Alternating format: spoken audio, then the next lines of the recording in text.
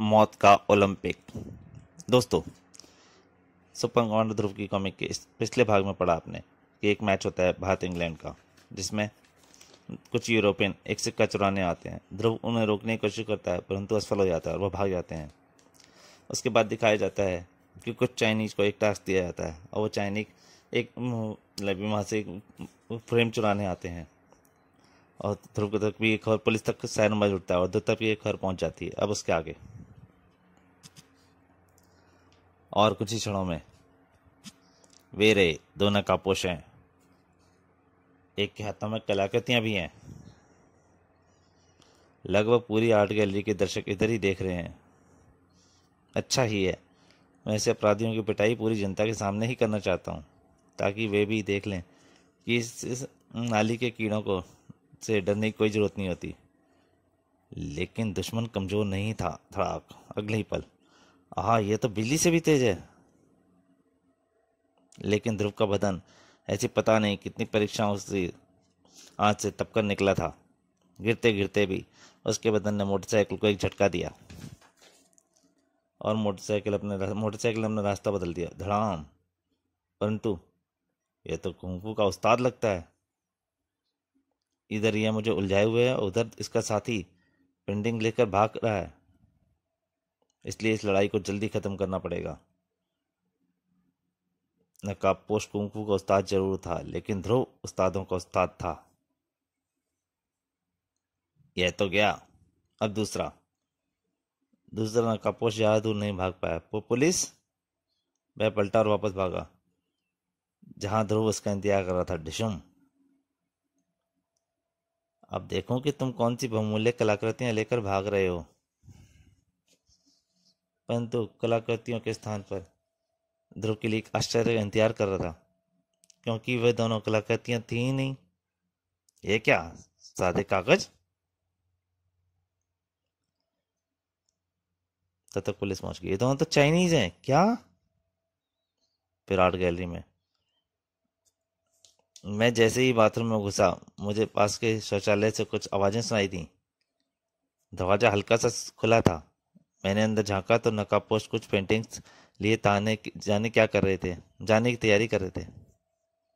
मैं अगले पल चिल्लाता हुआ भागा। अभी मैं दरवाजे तक पहुंचा ही था, तभी एक गोली चली और मुझे अपनी पिंडली में एक अंगारा सा चुभता हुआ महसूस हुआ। आगे तो सारी बात आप जानते ही हैं, लेकिन इन दोनों ने तो हमारे देश की नाक ही काट डाली। छी, कमाल है। एक और बेतुका अपराध, और वह भी विदेशियों के ही द्वारा। बाद में उन दोनों चाइनीज युवकों का कहना है कि ऐसा उन्होंने एक शर्त जीतने के लिए किया था कि इस गैलरी में कोई कुछ लेकर भाग नहीं सकता था। और उनका यह भी कहना है कि गोली उन्होंने नहीं चलाई। एकदम सफेद झूठ। नहीं ध्रुव, उनका कहना सच है। यह रही उनकी रिवॉल्वर। और हमारे विशेषज्ञ का कहना है कि मिस्टर चौंग के पैर में जो गोली लगी है वह इस रिवॉल्वर से नहीं चली है। क्या? यानी ना तो आर्ट गैलरी से कोई चीज चोरी हुई। यही तो कमाल की बात है, चोरी हुई है, परंतु दो अति बहुमूल्य कलाकृतियों के सिर्फ फ्रेमों की। यह तो हद हो गई। यानी किसी ने इन युवकों से चोरी करने की शर्त लगाई, और जब सभी दर्शक खिड़की से भागते नकाबपोशों को देख रहे थे तो उसने भरपूर मौका उठाते हुए सिर्फ फ्रेम चुराए, और गोली भी शायद उसी ने चलाई। वाह। अभी कल कुछ यूरोपियों ने एक सिक्का चुराया, आज शायद चाइनीजों ने दो फ्रेम। फिर आपने दोनों चाइनीज युवकों का क्या किया? कर भी क्या सकते थे? गोली उन्होंने चलाई नहीं, चोरी उन्होंने की नहीं। हमको उन्हें सिर्फ चेतावनी देकर छोड़ देना पड़ा। पर मुझे यकीन है सर, इन सबका इस घटना से गहरा संबंध है। तभी, मुझे इजाजत है सर। हाँ मिस्टर चांग, इस दुर्भाग्यपूर्ण घटना के लिए मुझे बहुत खेद है। आइए मिस्टर चांग, मैं आपके लिए कुछ और तो कर नहीं सकता, पर आपको कम से कम आपके ठहरने के स्थान तक तो पहुंचा ही सकता हूँ। श्योर माई सन। और थोड़ी देर बाद, आप यहाँ ठहरे हैं इस जहाज में?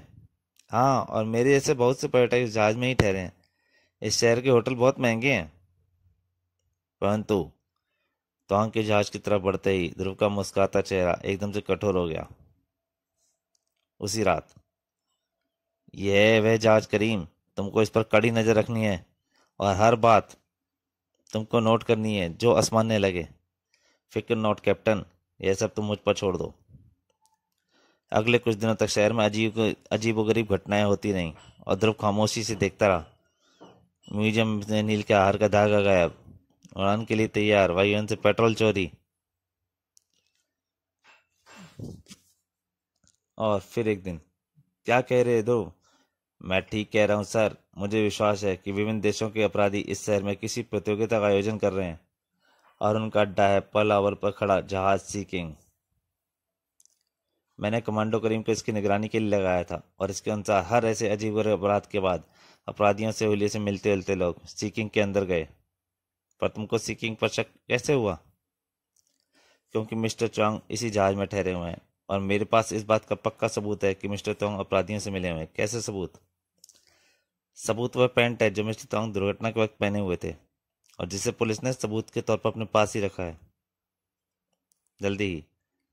हाँ, ये रही वह पैंट।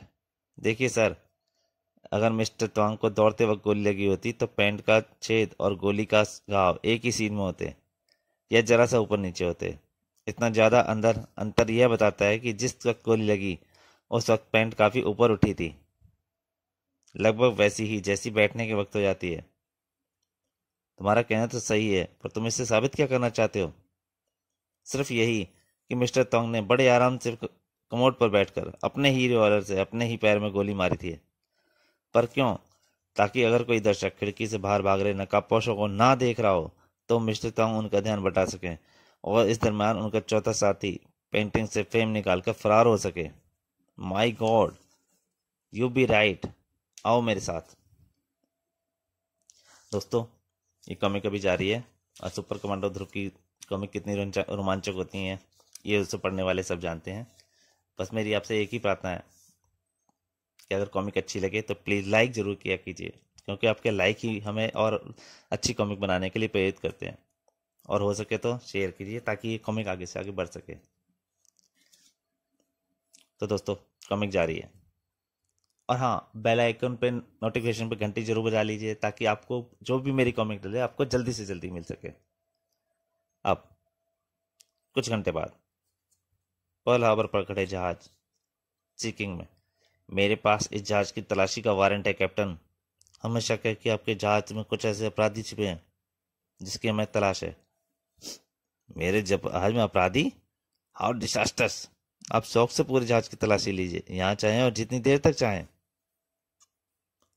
जल्दी यह बात साफ हो गई। किसी किंग में ऐसा कोई भी व्यक्ति नहीं है जिसकी पुलिस को तलाश थी। I am sorry captain. Sorry की क्या बात है? मैं जानता हूँ आप सिर्फ अपनी ड्यूटी निभा रहे हैं। हद हो गई ध्रुव, तुम जानते हो किसी अंतर्राष्ट्रीय जहाज की तलाशी लेने का क्या मतलब होता है, और वह भी सिर्फ एक शक के आधार पर। जवाब में ध्रुव सिर्फ खामोश रहा और एसपी जैसे ही हटे। करीम, एसपी साहब को चाहे मेरी बात का भरोसा ना हो, पर मुझे तुम्हारी नज़रों पर पूरा भरोसा है और यकीन भी। तुम इस जहाज पर नज़र रखना जारी रखो। और इसी बीच इसे अज्ञात स्थान पर देवी और सज्जनों, चाइनीज टीम ने पहले पूरे 80 अंक प्राप्त किए थे क्योंकि वे 3 बजे ठसासत भरी आर्ट गैलरी से दोनों फ्रेम ले आए और उनको फ्रेम निकालने किसी ने नहीं देखा। लेकिन उनके 2 आदमी ध्रुव द्वारा पकड़े भी गए, इसलिए पेनल्टी के रूप में 10 अंक कट गए, बचे 70 अंक। अब अगला दौर अफ्रीकी टीम का है। यह ध्रुव कौन है? बगल वाले कमरे में अफ्रीकी टीम जोरदार विरोध कर रही थी। यह नाइंसाफी है, हमको विस्फोटक पदार्थ इस्तेमाल करने की अनुमति दी जाए। उससे तो काम बिल्कुल आसान हो जाएगा, फिर 80 अंक किस बात के? तुम बताओ लीडर हो कुंटा, तुम बताओ यह कैसे संभव है? शांत शांत शांत। इस दुनिया में कुछ भी असंभव नहीं है, परंतु सिर्फ दिमाग वालों के लिए। पहले मेरे सामने उस इलाके का पूरा नक्शा लाओ और फिर मैं तुमको अपना प्लान बताता हूँ।